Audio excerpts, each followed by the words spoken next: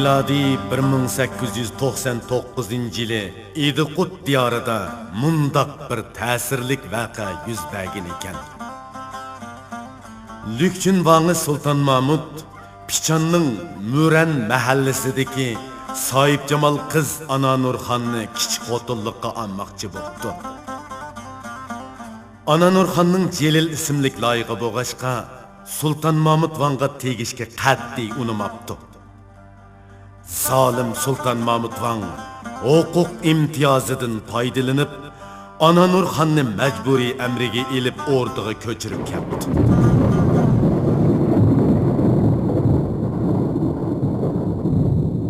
Ana Nurxon dal shu kuni kechasi eng muvofiq paytda Sultan Mahmud Vanni abchil tig' bilan yaralandirib, intiqomini oldi.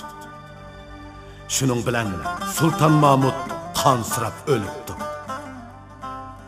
Qatma-qat sepil qashalar bilan o'ralgan bu sirlik o'rdidan kechib qutulishga ko'z yetmagan Ana Nurxon pok vujudiga g'ubor qo'ndirmagan holda necha kez egizlikdagi derazadan o'zini tashlab bu razil dunyo bilan vidolashibdi. O'zining iffat nomusini va pok muhabbatini qo'g'dash uchun mustabidlarga jang e'lon qilgan qahramon Ana Nurxonning nomi shundan buyon tilloda daston bo'ldi. Ana Nurxonning oshig'i Jelil uning ishqi firaqida hasratlik naqshi g'azallarni aytib olamni chong keltiribdi. Bu yolqinlik naqshilar avloddan avlodga davomlashib ta bugungacha aytilib kelyotdi.